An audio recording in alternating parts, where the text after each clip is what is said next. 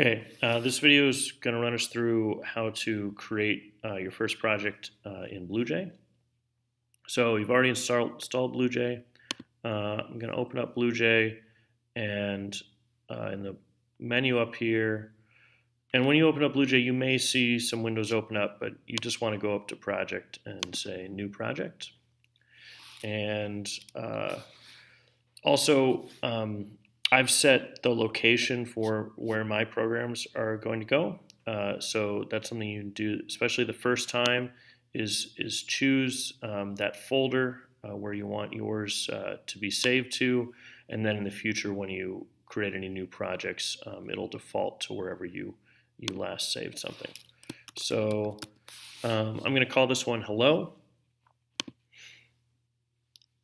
So we open up this window now, and now we can add class files to the project. And a project can have multiple class files.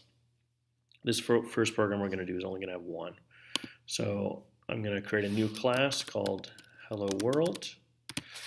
With class names, typically we capitalize the first word, and sort of like camel case where you capitalize every word. But one big thing is you can't have any spaces in your class names. We're going to use Java. It's a class, and I'm going to click OK. Now to open it up, BlueJ is always going to put in some sort of default, hey, here's how a basic class looks. So the first thing I'm going to do is in the documentation up here, I'm just going to add a description.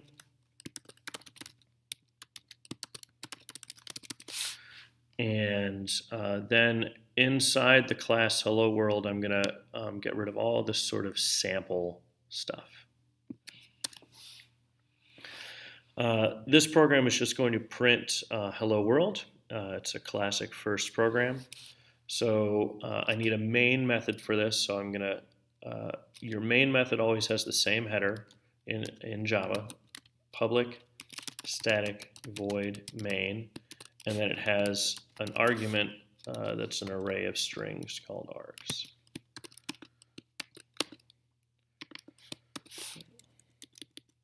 In order to print something to the console, we use a command called system.out.println. Println just means if you add another one of these statements, it would automatically print it on the next line, so it goes to the next line for you. And the parameter here is what I want to print, so I'm going to say hello world.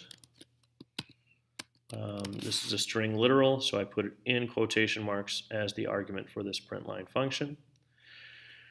I then compile it. You can close this window now or leave it open, but either way you need to go back to your main project page. With the Mac, I two-finger click. It's like a right click with a mouse, and then I want to run the main function. Then click OK. We don't need to add any arguments. And I see the results. I print hello world.